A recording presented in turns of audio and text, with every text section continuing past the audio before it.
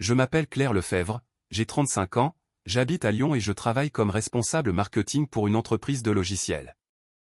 Je suis aussi la personne que ma famille appelle dès qu'il faut gérer, réparer, organiser ou payer quelque chose. Alors, quand ce voyage à Bali a été organisé, c'est moi qui ai tout mis sur ma carte, les vols, le complexe hôtelier, les transferts, l'assurance, plus de 12 000 €. Tout ça parce qu'on m'avait promis que tout le monde me rembourserait plus tard. J'aurais dû m'en douter. Dans ma famille, être fiable n'a jamais signifié être estimé, cela signifiait simplement être utile. Ma fille, Léa, était ravie d'une manière que je n'avais pas vue depuis mon divorce. Elle choisissait ses maillots de bain, apprenait quelques mots de base sur sa tablette et me répétait que Bali serait notre nouveau départ. Je me suis autorisé à y croire, moi aussi.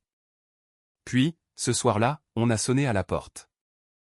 J'ai ouvert et j'ai vu ma mère sur le perron, ma carte bancaire à la main, avec une expression qui m'a noué l'estomac avant même qu'elle ne parle.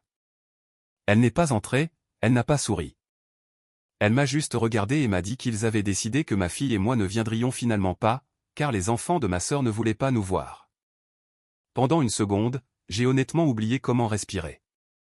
Pas à cause de l'argent, mais parce que ma petite fille était dans la pièce d'à côté, croyant encore que dans 3 jours, son voyage de rêve allait enfin devenir réalité. Si vous avez déjà été la personne sur laquelle votre famille s'appuie jusqu'au moment où vous devenez encombrante, alors écoutez bien. Parce que ce qui s'est passé ensuite n'a pas seulement annulé des vacances, cela a révélé exactement qui ils étaient depuis le début. Ma mère se tenait là comme si elle annonçait la météo au lieu de briser quelque chose sous mes yeux. Elle tenait ma carte entre 2 doigts et disait que c'était pour le mieux, que les enfants seraient plus à l'aise ainsi et que je devrais essayer d'être mature. Je l'ai juste fixé. Je me souviens avoir entendu le bruit du réfrigérateur derrière moi et ma fille fredonner doucement dans la chambre, ignorant totalement que sa grand-mère était là, en train d'effacer le voyage dont elle rêvait depuis des semaines. J'ai demandé à ma mère de répéter, car une partie de moi pensait encore qu'il y avait un malentendu. Ce n'était pas le cas. Elle m'a dit que ma sœur, Sophie, avait décidé que ses enfants ne voulaient pas de Léa à leur côté pendant le séjour. Et comme ils allaient passer beaucoup de temps ensemble, tout le monde était d'accord pour dire que ce serait moins stressant si Léa et moi restions à la maison. Moins stressant. C'était l'expression qu'elle utilisait, comme si mon enfant était un simple problème d'emploi du temps et non une petite fille de 8 ans qui n'avait rien fait d'autre qu'être impatiente de voir la mère pour la première fois. Je lui ai demandé si elle me disait sérieusement que la famille de ma sœur allait quand même partir à Bali pour les vacances que j'avais payées, alors que nous étions évincés 3 jours avant le vol. Elle m'a lancé ce regard-là qu'elle utilisait toujours pour me faire passer pour quelqu'un de déraisonnable. Elle a dit que je rendais les choses plus difficiles qu'elles ne l'étaient et m'a rappelé que la famille, ce n'était pas compter les points. Ça m'a presque fait rire, non pas parce que c'était drôle, mais parce que c'était d'un cynisme absolu. Apparemment, la famille ne consistait pas à compter les points quand c'était mon argent, mes congés, mon organisation et le cœur brisé de ma fille qui étaient en jeu. J'ai repris la carte de sa main et je lui ai dit très calmement que si ma fille n'était pas la bienvenue pour le voyage que j'avais financé, alors chaque centime devait me revenir. Je lui ai dit qu'elle pouvait rentrer chez elle et expliquer cela à ma sœur. Je lui ai dit que j'en avais fini d'être la personne fiable qu'on appelle quand on a besoin de quelque chose et qu'on jette quand on n'en a plus besoin. Pour la première fois de la soirée, son expression a changé. Son assurance a vacillé. Elle a cligné des yeux comme si elle s'attendait à des larmes, peut-être à des supplications, ou à ce vieux schéma habituel où j'avalais l'insulte pour maintenir la paix. Au lieu de cela, elle m'a trouvé là, immobile, la main sur la porte et la voix ferme. Elle a dit que je surréagissais. J'ai répondu que non, que c'était juste la première fois que je réagissais tout court. Elle a ouvert la bouche comme pour ajouter quelque chose, puis s'est ravisée. Elle a fait demi-tour et a rejoint sa voiture sans un mot de plus. J'ai fermé la porte et je suis resté là une seconde, la main encore sur le verrou, essayant de comprendre comment le corps humain peut se sentir à la fois glacé et brûlant. Puis j'ai entendu les pas de Léa. Elle est entrée dans la cuisine en souriant, demandant si mamie avait apporté quelque chose d'amusant et si nous devions commencer à emballer ses sandales. J'ai regardé son petit visage et j'ai senti quelque chose en moi se briser si nettement que c'en était presque silencieux. Je lui ai dit que mamie était juste passée pour une course rapide et que j'avais besoin d'une minute pour finir quelque chose pour le travail. Elle a hoché la tête et est retournée dans sa chambre en sautillant, me faisant toujours totalement confiance. C'est à ce moment-là que j'ai su qu'il ne s'agissait plus d'un voyage. Il s'agissait de la leçon que ma fille allait apprendre en m'observant. Je pouvais lui apprendre à se taire quand les gens la traitaient comme si elle n'avait aucune importance, ou je pouvais lui montrer ce que cela signifiait de se tenir debout et de leur faire regretter. J'ai donc pris mon téléphone, je me suis assise à la table de la cuisine et j'ai appelé la seule personne qui saurait me dire exactement comment riposter. Cette personne, c'était Thomas Roche. Nous étions amis depuis la fac, le genre d'amis qui peuvent passer un mois sans se parler et décrocher dès la deuxième sonnerie comme si aucun temps ne s'était écoulé. Thomas était avocat en contentieux civil à Lyon, et contrairement à la plupart des membres de ma famille, il ne m'avait jamais fait sentir que j'étais dramatique quand je réagissais à quelque chose d'injuste.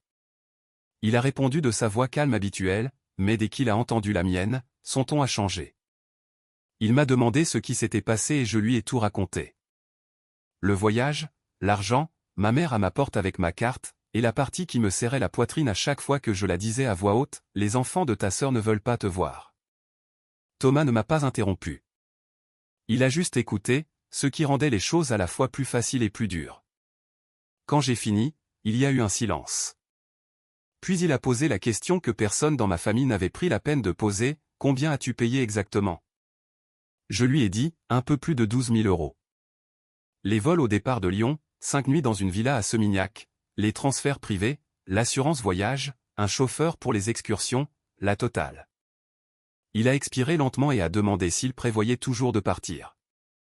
J'ai dit oui, dans 3 jours. Un autre silence. Puis sa voix a pris cette nuance subtile qu'elle avait toujours quand il cessait d'être mon ami pour devenir avocat. Claire, ce n'est pas juste un drame familial. Ils t'ont demandé d'avancer les frais. Ils t'excluent du voyage tout en utilisant les services que tu as payés. Ce n'est pas quelque chose que tu dois accepter simplement parce qu'ils portent le même nom de famille que toi. Je me suis appuyé sur ma chaise et j'ai regardé vers la chambre de Léa. Sa porte était entr'ouverte et je l'entendais se parler doucement tout en rangeant et dérangeant les 3 mêmes objets qu'elle voulait dans son sac à dos, une paire de lunettes de soleil rose, un petit carnet et un dauphin en peluche qu'elle avait décidé d'emmener à Bali, que ça me plaise ou non. J'ai baissé la voix et demandé à Thomas ce que je devais faire. Il m'a dit de n'appeler personne d'autre ce soir-là. Ni ma mère, ni ma sœur, ni mon père. Il m'a dit de tout sauvegarder. Chaque SMS, chaque reçu, chaque confirmation de réservation, chaque débit sur ma carte, chaque message dans le groupe familial où le voyage avait été discuté. Il a dit que si quelqu'un me contactait, je ne devais pas argumenter, ni menacer, ni leur donner le temps de réécrire l'histoire avant que j'aie rassemblé mes preuves.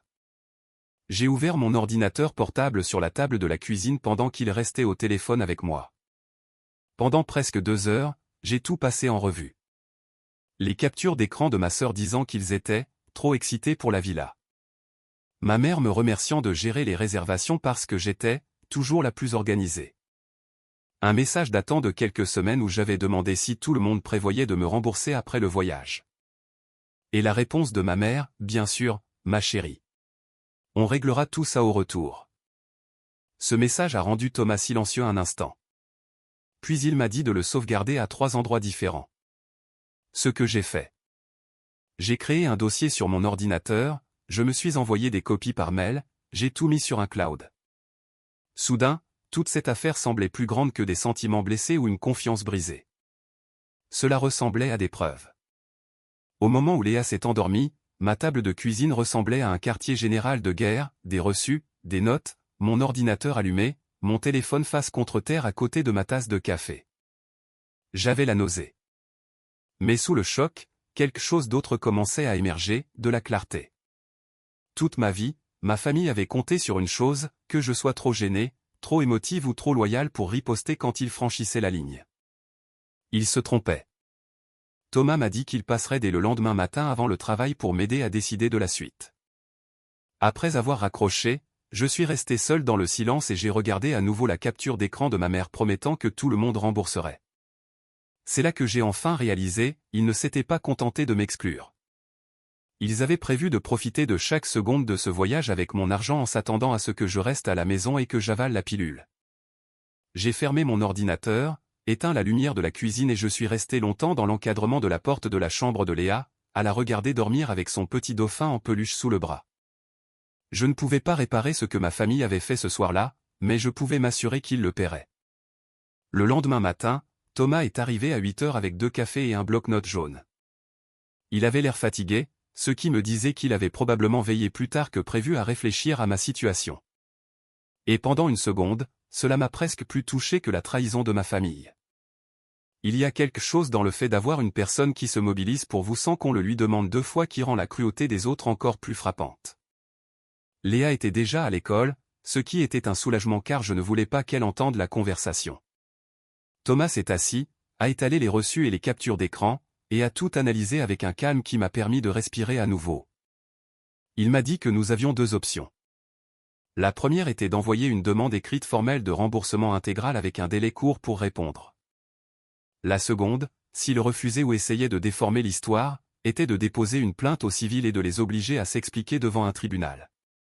Je lui ai demandé laquelle de ces options ils allaient m'imposer. Il m'a regardé par-dessus le rebord de sa tasse et a dit, « Claire, les gens décents n'excluent pas une enfant de 8 ans d'un voyage qu'elle attend depuis des semaines.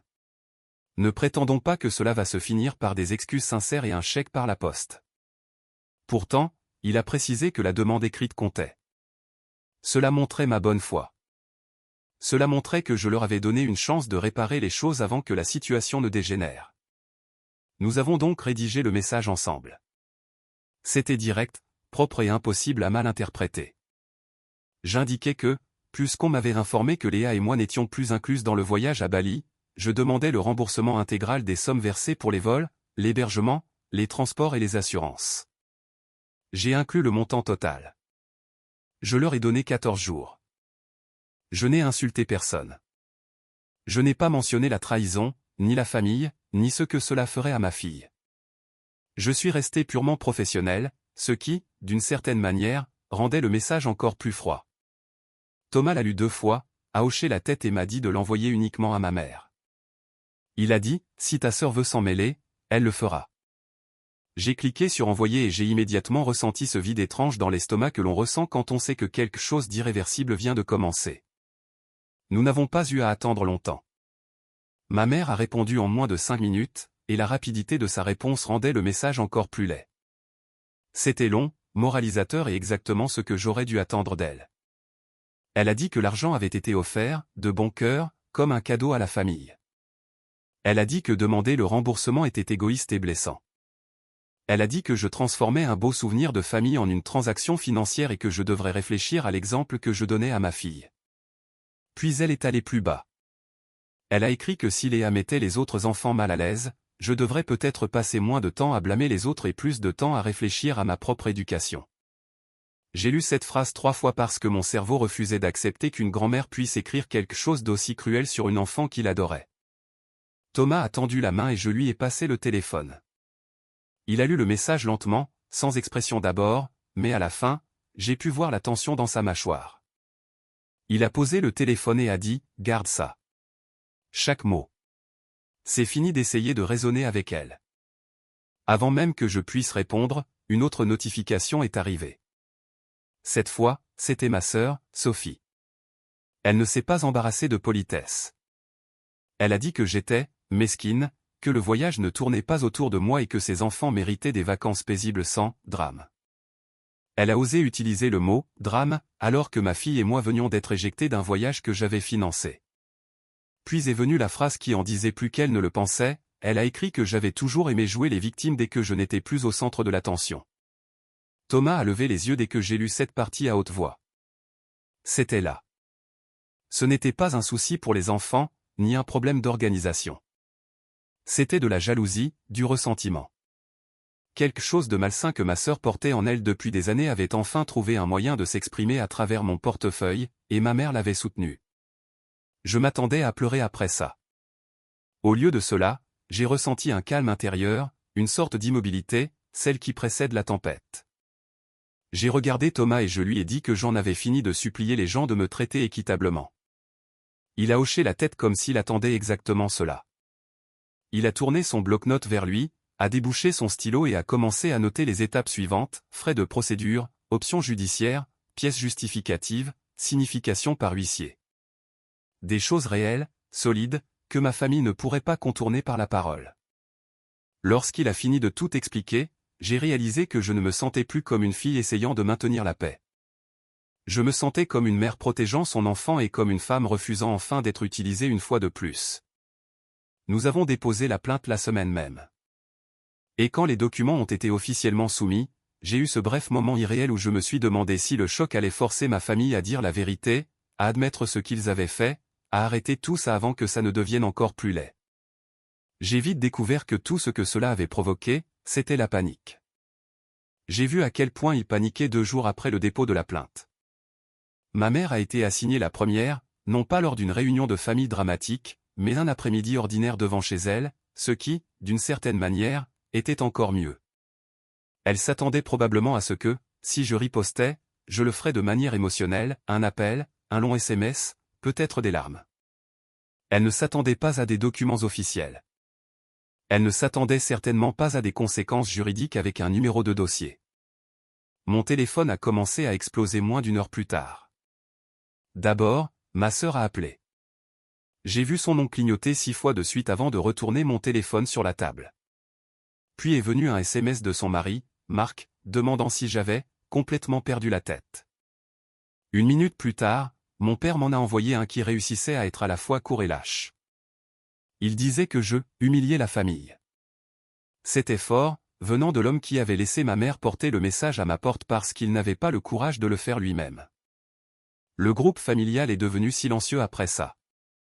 Plus de photos de préparation, plus de liens vers des restaurants, plus d'excitation. Pour la première fois depuis le début du projet Bali, ils semblaient tous comprendre que ce n'était pas une petite trahison inoffensive que j'allais absorber et oublier.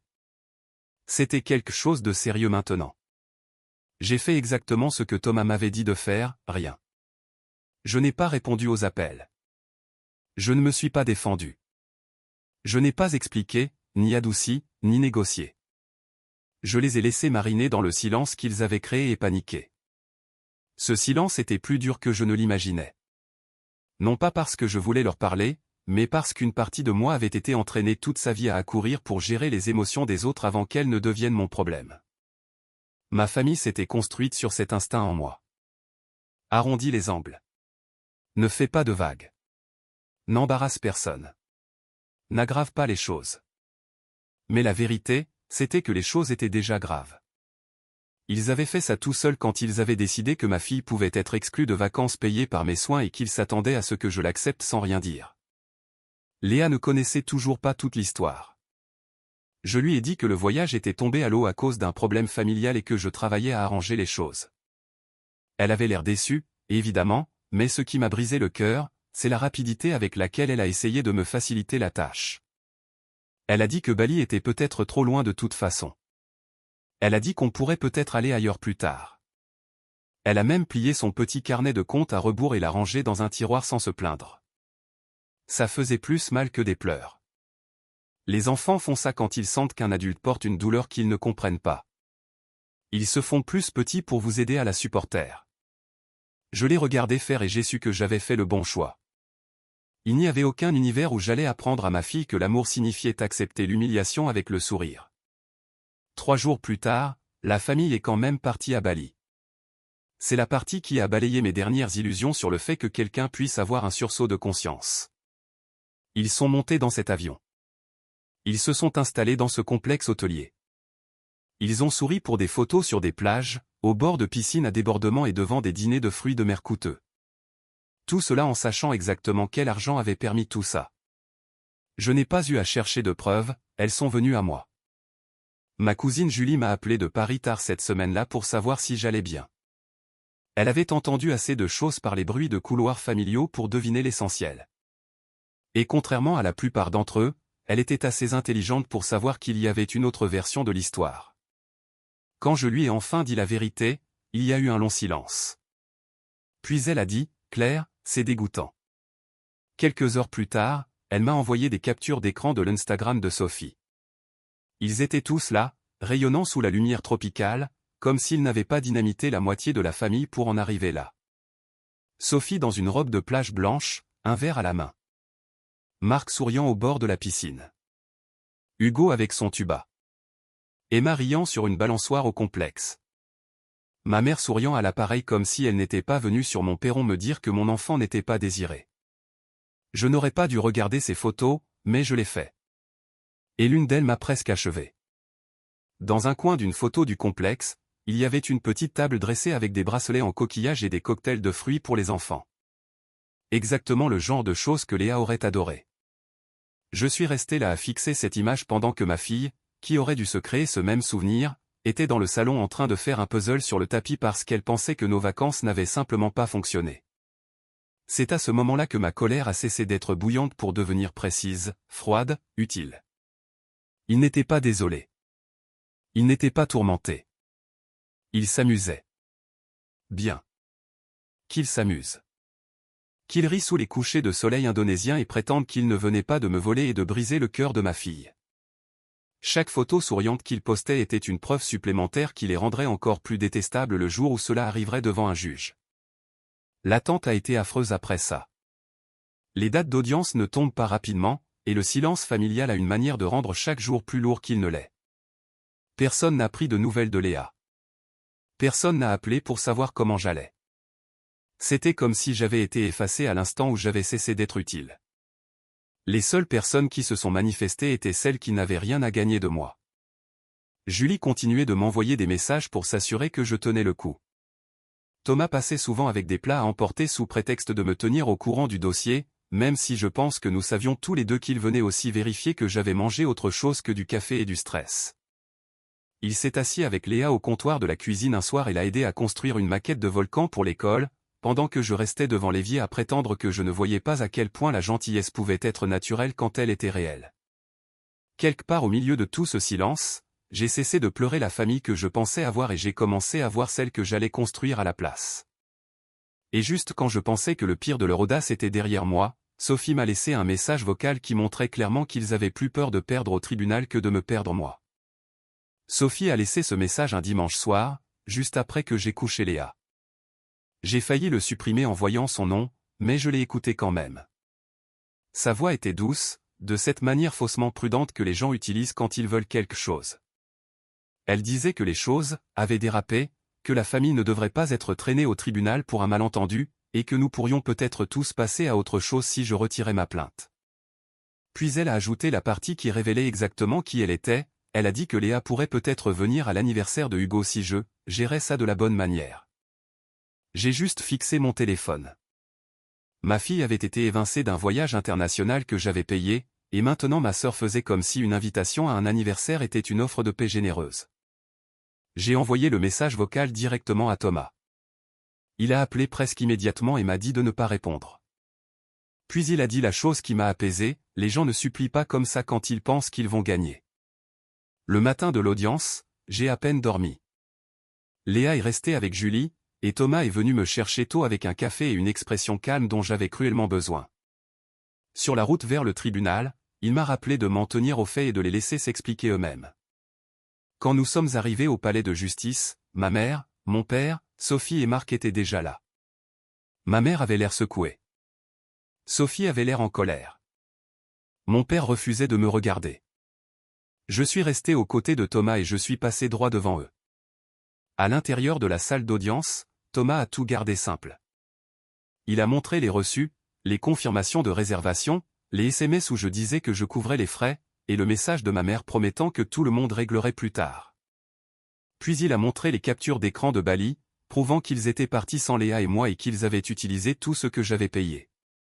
Leur avocat a essayé de soutenir que l'argent était un cadeau, mais Thomas a pointé du doigt les termes exacts dans les messages, avance les frais, on réglera au retour. Ce n'étaient pas les mots utilisés pour un cadeau. Puis le juge a demandé directement à ma mère s'il y avait eu une entente selon laquelle je serais remboursé. Ma mère a essayé de tourner autour du pot pendant une seconde, mais quand le juge a reposé la question, elle a fini par dire « oui ». C'était tout. Toute l'histoire qu'ils avaient construite s'est effondrée en un seul mot. Le juge a tranché en ma faveur pour le montant total plus les frais de justice. J'aurais dû me sentir triomphante, mais je ressentais surtout un immense soulagement. Pas parce que l'argent réparait tout, mais parce qu'une personne en position d'autorité avait regardé ce qui s'était passé et l'avait qualifié pour ce que c'était, injuste. À la sortie de la salle d'audience, aucun d'eux n'est venu me voir. Pas d'excuses, pas d'explications. Mon père gardait toujours les yeux baissés. Sophie avait l'air furieuse, comme si l'insulte suprême était que j'ai refusé de me taire. Thomas et moi avons marché jusqu'au parking en silence jusqu'à ce qu'il me demande si j'allais bien. Je lui ai dit que je n'en étais pas encore sûr. Mais je savais une chose, ma famille avait passé toute ma vie à compter sur mon silence.